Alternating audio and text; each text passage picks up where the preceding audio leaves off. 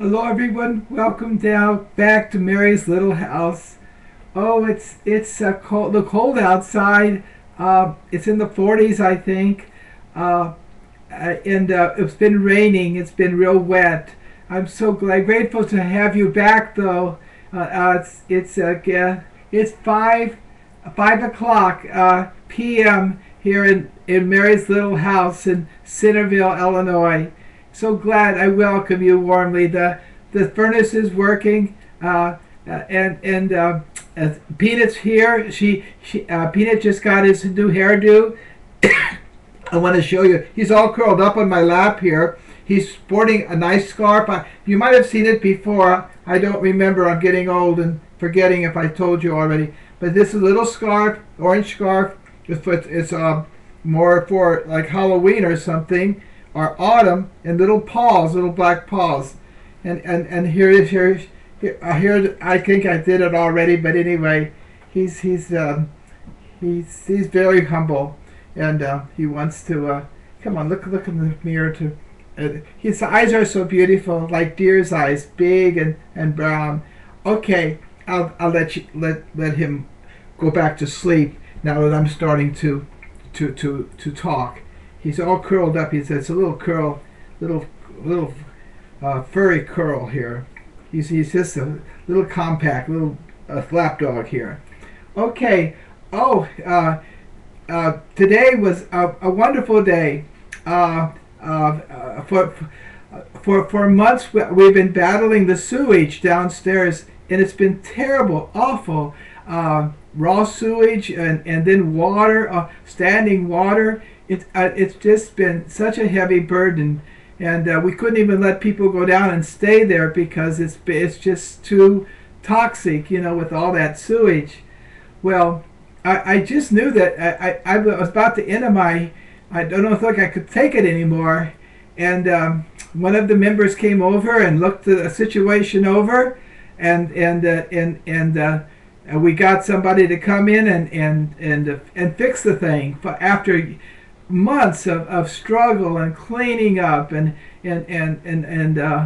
just a lot of hardship. But today I was down there. We got to clean up all the mess there, and it's becoming more habitable down there, and it was just a joy. I even celebrated. We have a big statue of Saint Teresa, the Child Jesus, there, and when I was bailing out and shop vacuuming and picking up the muck and everything, I would always pass her statue, and I say, "Teresa, help me do this patiently," and she just had that smile on the statue, but I felt her support through all of this hardship with the sewer.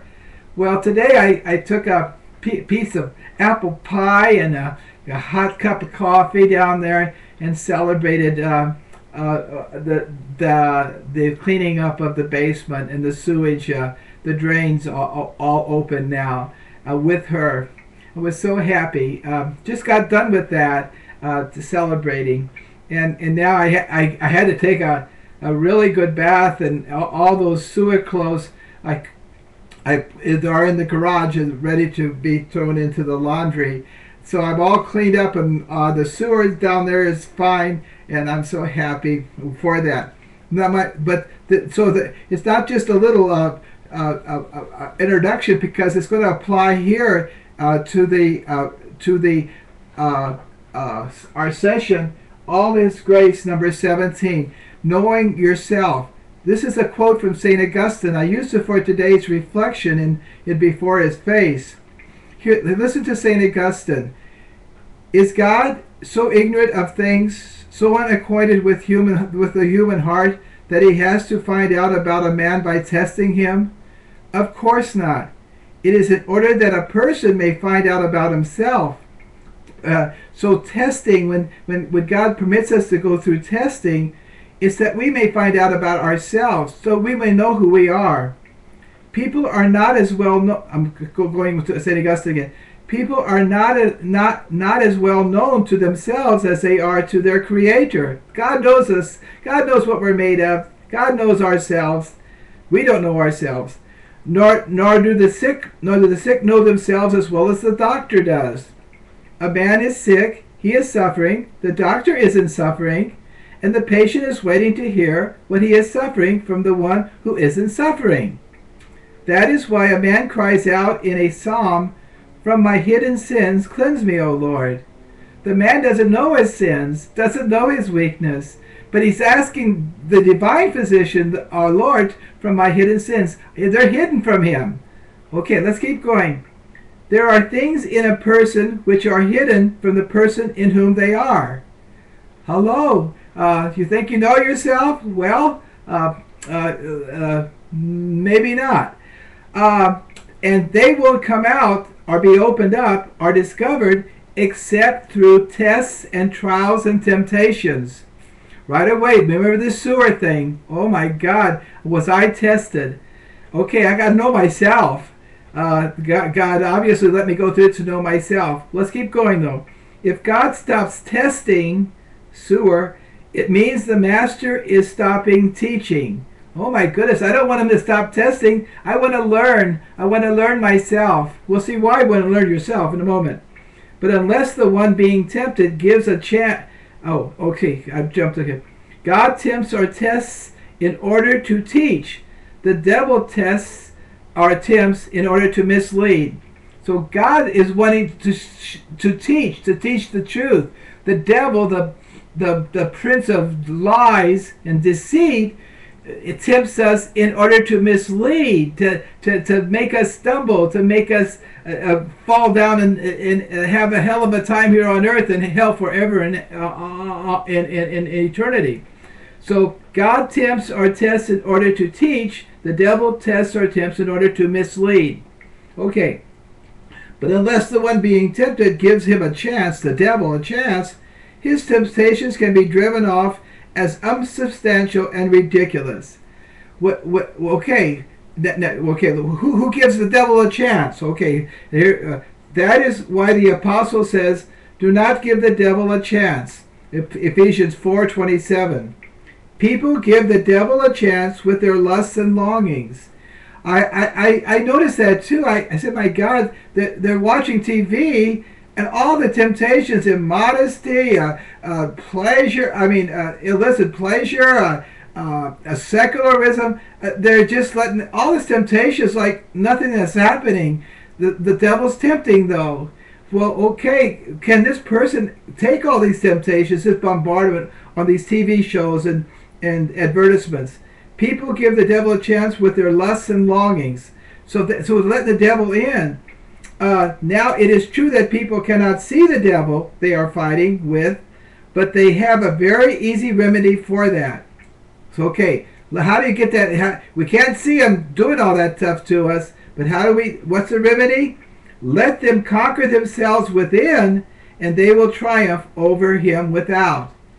We used to say a person in mortal sin is very vulnerable to the devil. He's a sitting duck, or she's a sitting duck for the devil. People in the state of mortal sin or a state of sin, they're the pawns of the devil. They don't see the devil coming. But if we overcome ourselves, if we find out who we are, the devil can't touch us. We know our weakness. We know our vulnerabilities. So we overcome ourselves, those hidden sins, those hidden faults, those hidden weaknesses. But how do we find out about those hidden sins and hidden faults and hidden wickedness? It's through testing. God's testing, like the sewer. Okay, I'll make the application later here. Now, okay.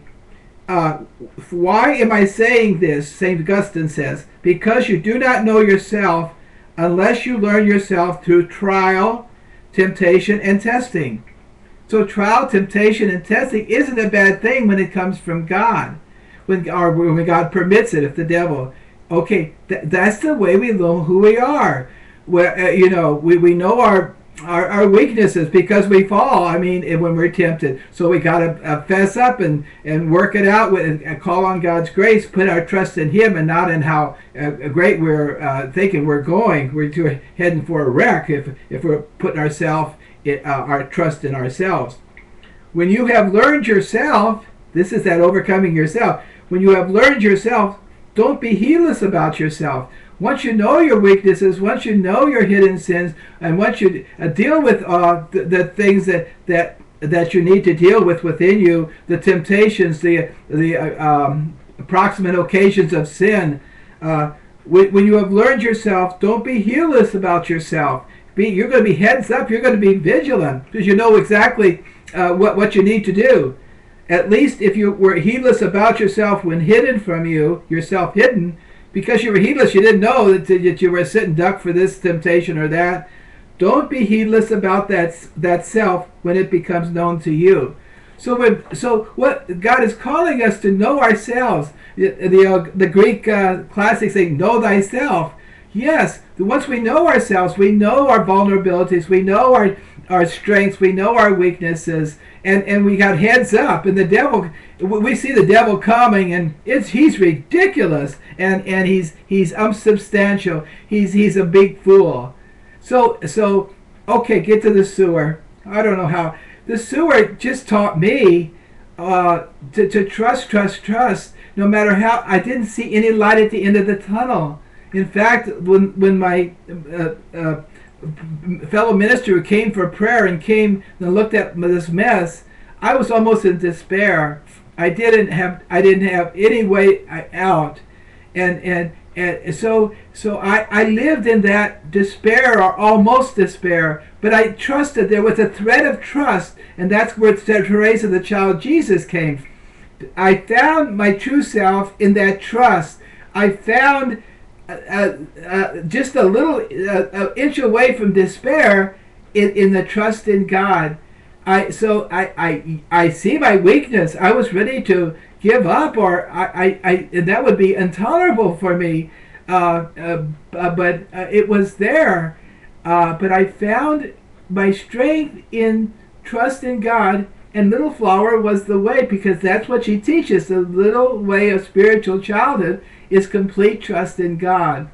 So, and there's other applications too. My not being very noble about it, my acceptance of my. I couldn't work one because I had a sore on my hand because I was plunging too hard, a blister, and that got infected, so I couldn't even touch that awful toxic stuff for a while. And I had to accept my limitations. I had to find a strength to accept the limitations, to let God take over where I couldn't. So I was learning a lot about myself by this trial of the sewer. Oh, dear people, so when temptation comes and trials, we'll stay in there, we'll go to the Lord, and thank God for those, because then you'll know yourself. And when the devil comes, you'll see him coming a mile away, and he won't be able to touch you. God bless you.